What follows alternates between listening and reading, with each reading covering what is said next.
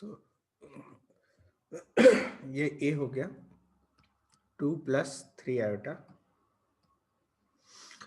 2 + 3 iota, ये ए हो गया, और बी है 3 + 4 आयोटा। और चूंकि ये स्क्वायर है और एंटी क्लॉकवाइज ऑर्डर में लिया गया,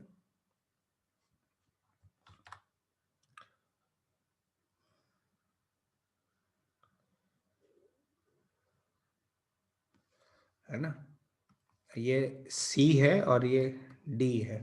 क्वेश्चन है कि सी के कोऑर्डिनेट क्या होंगे। लेट्स से इसको मैं Z1 बना देता हूं और डी को बना देता हूं Z2, चलेगा। तो अब देखो यहाँ पे ये कितना एंगल है, 90 डिग्री है, और ये स्क्वायर है तो लेंथ तो सेम ही होगा।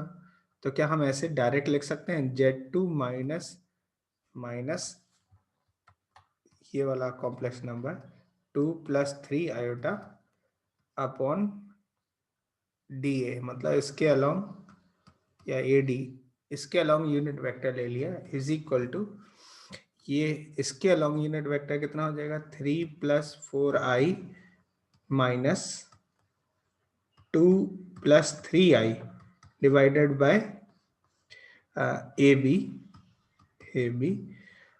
इनटू, अब देखो यहाँ पे इस वेक्टर से हमें ये चाहिए, ये रोटेशन, तो इसको कितना मल्टीप्लाई करें आयोटा से, तब जाके ये मिलेगा आयोटा पाई/2 जो कि होता है आई, तो आई से मल्टीप्लाई कर देते हैं। और बाय द वे एडी और ए बी दोनों सेम होते हैं, तो ये इस तरह से हो गया, मतलब Z2 ये आ गया Z2 minus 2 + 3 iota is equal to, ये देखो इसमें से ये सब्ट्रैक्ट करें, 3 - 2 तो 1 आ गया, 4i - 3i प्लस आई आ गया टाइम्स आई हो गया। तो अभी Z2 कितना हो जाएगा, Z2 हो जाएगा 2 + 3i, और ये मल्टीप्लाई कर देते हैं प्लस आई, और आई स्क्वायर -1, तो ये आ गया 2 - 1 is 1 + 4i, 1 + 4i, so this is Z2, so Z2 is equal to 1 + 4i हो गया, 1 + 4i Z2 मिला। अच्छा, अभी हमें Z1 चाहिए, तो आप ऐसा बोल सकते हैं कि इन दोनों का मिड पॉइंट और इन दोनों का मिड पॉइंट क्या सेम होगा, या फिर आप रोटेशन भी अप्लाई कर सकते हो, दोनों ही सिचुएशन है। तो मैं यहाँ पे इन दोनों का सम इक्वल कर देता हूँ, क्योंकि दोनों का मिड पॉइंट सेम होगा। तो Z2 मिल गया 1 + 4 iota plus 3 + 4 iota, 3 + 4 iota is equal to 2 + 3 iota और प्लस Z1, ये आएगा। अब देखो इनको, देखो कितना आ जाएगा, 3 + 1 4 + 8 iota is equal to 2 + 3 iota plus Z1। इसका मतलब है कि Z1 इज इक्वल टू कितना हो जाएगा, इसको इधर ले आओ, 4 में से 2 गया तो ये 2 आ जाएगा, 8 में से 3 गया प्लस 5 आयोटा आ जाएगा, 5 आयोटा, ये सिचुएशन हो गया। Z1 is equal to 2 + 5 iota, ये आ गया। Z2 इज 1 + 4 आयोटा, ये दोनों ही सिचुएशन। आप चाहे तो इसको एंटी क्लॉकवाइज रोटेट कर सकते थे, -i से मल्टीप्लाई करके, उससे भी सेम ही आंसर आता है, कुछ डिफरेंट आंसर नहीं आएगा। किसी से आया था क्या बच्चा, ये कोऑर्डिनेट मिले क्या किसी को, सार्वभनी हाँ मिला क्या? हाँ ओके गुड, आगे बढ़ो, नेक्स्ट क्वेश्चन। मिला सर। एक मिल गया नहीं, है ना, ओके राइट। अब नेक्स्ट क्वेश्चन लिखो।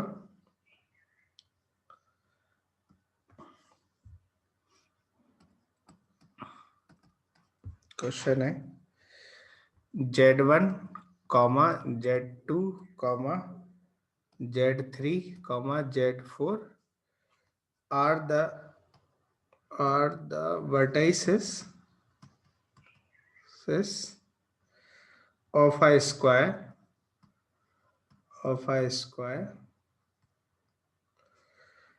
taken in anti-clockwise direction.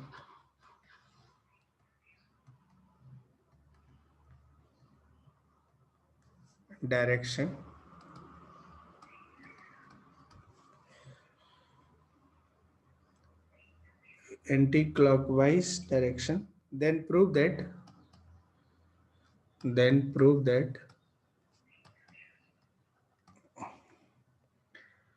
2z2 is equal to 1 plus iota z1 plus 1 minus iota z3. Prove करो फटाफट।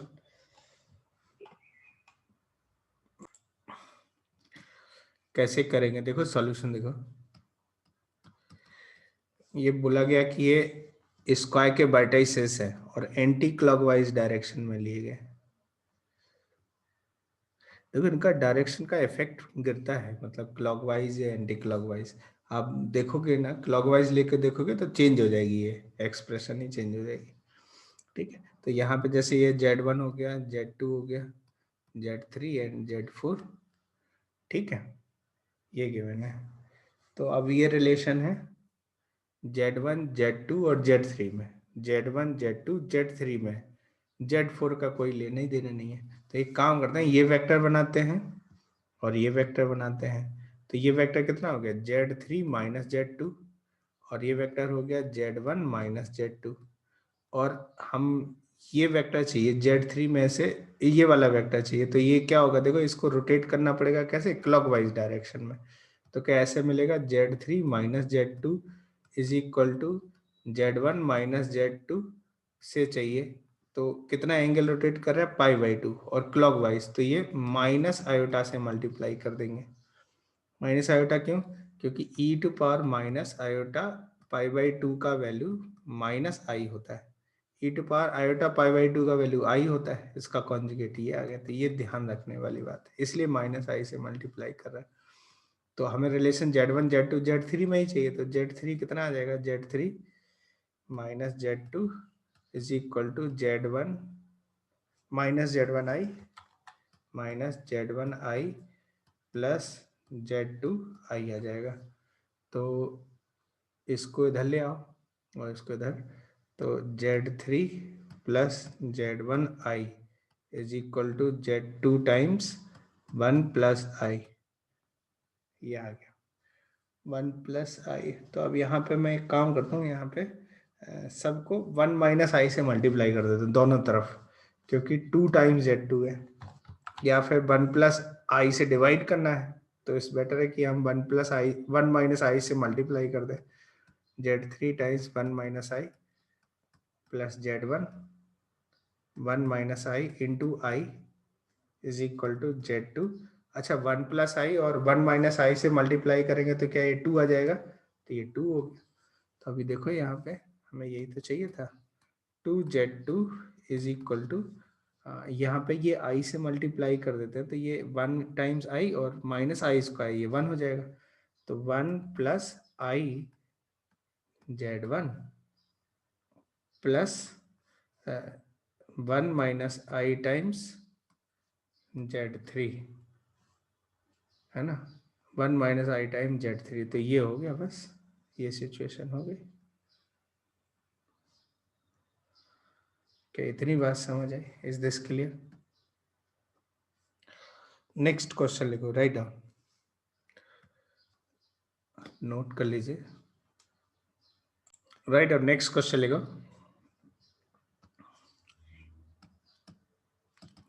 क्वेश्चन है, if Z1 comma Z2 and Z3 are the vertices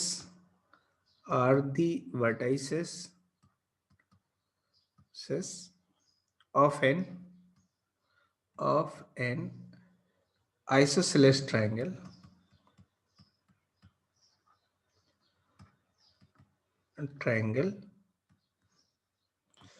right angled at at Z2, then prove that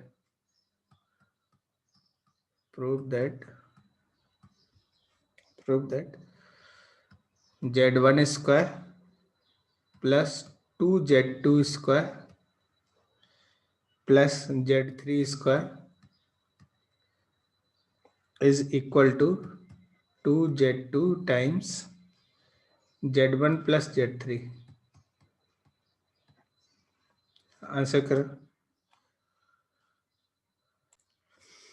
कैसे करेंगे इसको, ध्यान से देखो।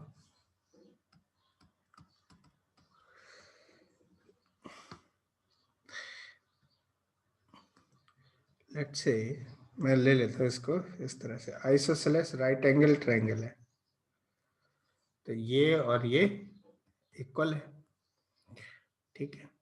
And Z1 Z2 are vertices of isosceles right angle at Z2, तो ये Z2 हो गया, है ना। तो इसको Z1 बना देते हैं और ये Z3 हो जाएगा, ऐसा। अब चूंकि ये आइसोसेलेस राइट एंगल है, तो ये क्या हम ऐसे लिख सकते हैं, Z1 माइनस Z2 को Z3 माइनस Z2 के रेस्पेक्ट में लिखेंगे, और इसमें किससे मल्टीप्लाई करेंगे, I से मल्टीप्लाई करेंगे, तो ये वाला वेक्टर मिलेगा। देख लो ध्यान से, क्या ये सही है। I का मतलब e to power alpha pi by 2 से मल्टीप्लाई करना। अब इसका स्क्वायर कर देते हैं, दोनों साइड स्क्वायर बोथ साइड, तो ये कितना मिलेगा, Z1 square plus Z2 square minus 2Z1 Z2 equal to इसका स्क्वायर, I स्क्वायर इज -1 और इसका square Z3 square plus Z2 square minus 2Z2 Z3। देख लो ध्यान से, I square -1 Z3 square plus Z2 square minus 2Z1 Z2 Z3, ये आ गया। अब आप इसको ध्यान से देखो, ये क्या हो गया, Z3 square minus Z2 square plus 2Z2 Z3 और Z1 square plus Z2 square minus 2Z1 Z2, ऐसा आ गया। अब इस सबको इधर लेके आ जाओ, तो कितना आएगा, अच्छा ये माइनस आएगा, माइनस Z3 स्क्वायर। इस सबको इधर लेके आओगे तो क्या मिलेगा, देखो ध्यान से, Z1 square plus 2Z2 square और plus Z3 square is equal to, इसको इधर ले जाओ, 2Z1 Z2 plus 2Z2 Z3, तो ये क्या हो गया, 2Z2 Z1 प्लस Z3 आ गया, 2Z2 कॉमन ले लिया, Z1 प्लस Z3 आ गया, तो हेंस प्रूव, यही तो हमें करना था। Note down this and write our next equilateral triangle. Equilateral triangle,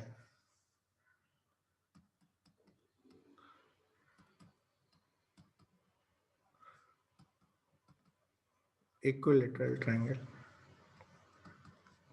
equilateral triangle में कुछ स्पेसिफिक रिजल्ट है जो आपको याद रखना चाहिए।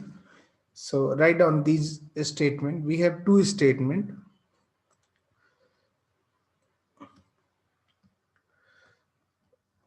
For any equilateral triangle,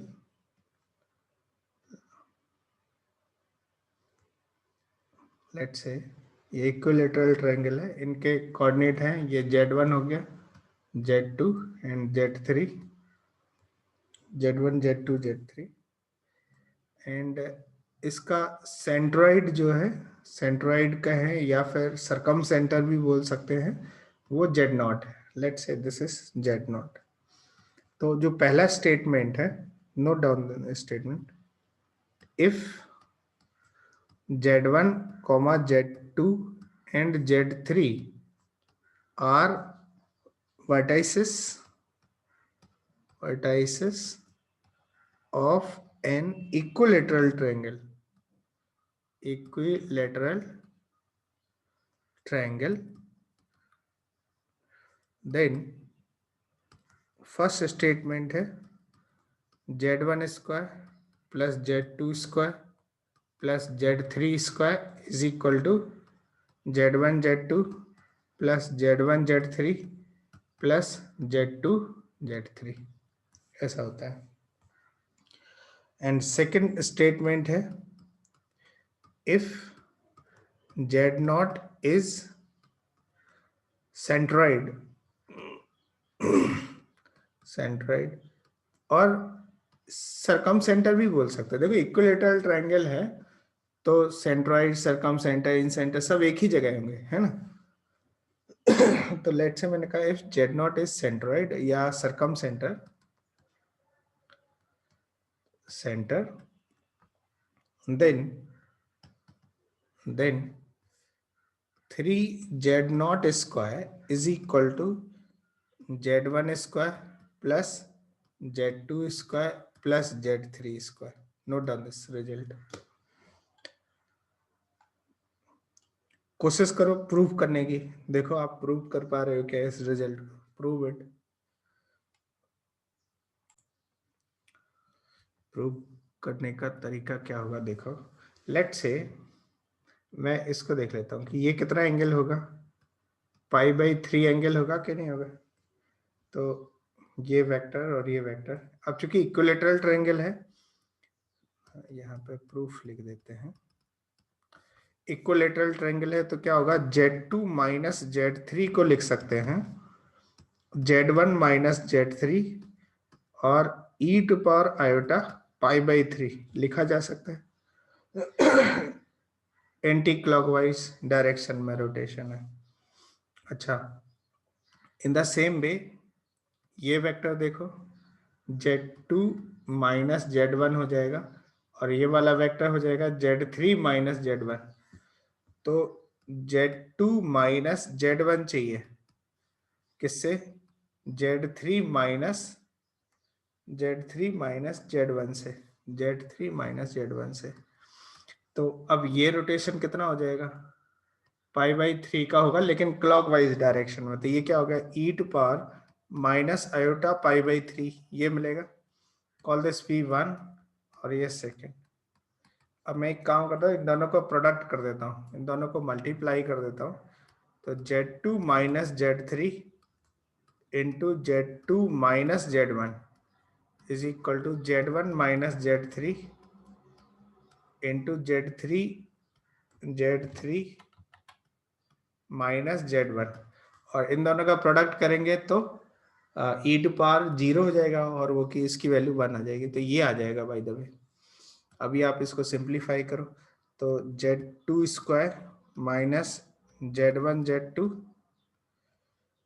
minus Z2 Z3 plus Z1 Z3 is equal to, ये Z1 Z3 हो गया, ये इसमें माइनस Z1 स्क्वायर, ये minus Z3 square plus Z1 Z3, ऐसा हो गया। अब देखो यहाँ पे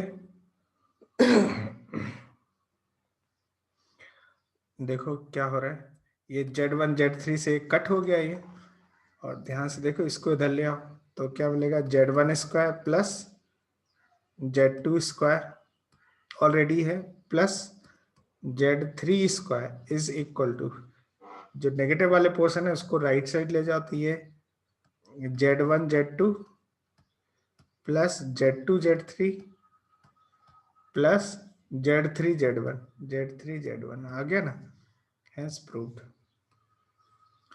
तो ये रिजल्ट याद रखना बाय द वे, है ना, ये याद रहना ही चाहिए। आप स्टार बना लीजिए इस पे, क्योंकि आप ये डायरेक्ट प्रयोग करो इक्विलेटरल ट्रायंगल के केस में तो ठीक रहेगा। अच्छा, ये दूसरा रिजल्ट के लिए क्या करें, तो बोला जा रहा है कि Z0 क्या है, सेंट्रॉइड है, और तो हमें ये वाला रिजल्ट प्रूव करना है। 3Z0 square equal to Z1 square plus Z2 square plus Z3 square. तो इसके लिए क्या करेंगे, है ना, तो देखो यहाँ पे यदि Z0 सेंट्रॉइड है तो इसको लिखेंगे Z1 plus Z2 plus Z3/3। Centroid के कोऑर्डिनेट ये होते हैं, स्ट्रेट लाइन में हम लोग पढ़ेंगे, ठीक है। तीनों का सम करके 3 से डिवाइड कर दो, ये सेंट्रोइड हो गया। तो यहाँ पे ये 3z0 इज इक्वल टू क्या हो जाएगा, z1 plus z2 plus z3। अब मैं एक काम करता हूँ, तो मैं दोनों तरफ स्क्वायर कर देता हूँ।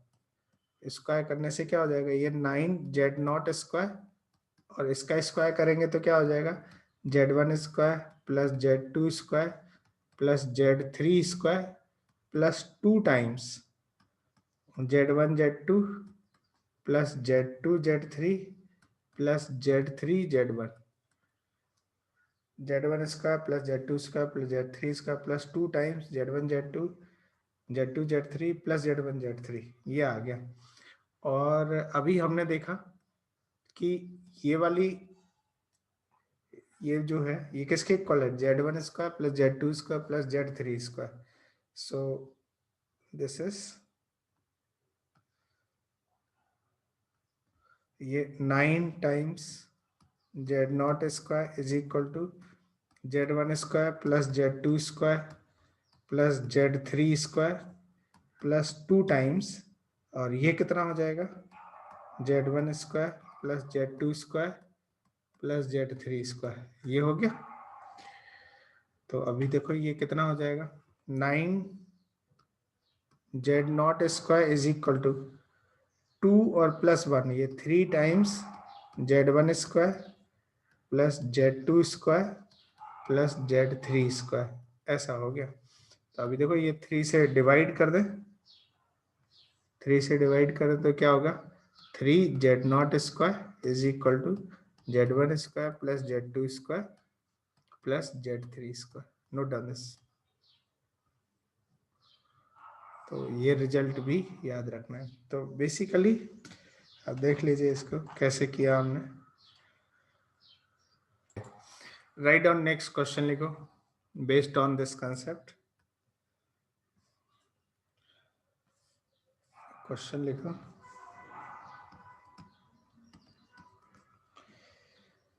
prove that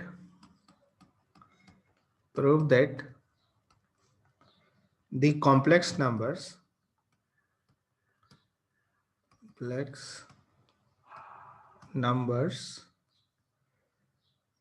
z1 comma z2 and the origin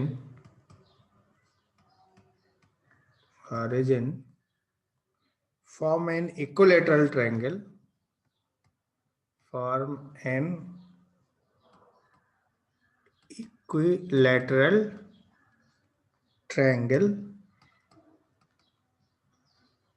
triangle only if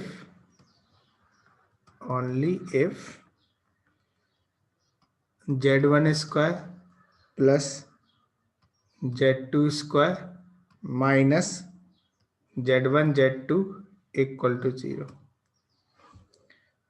answer करो।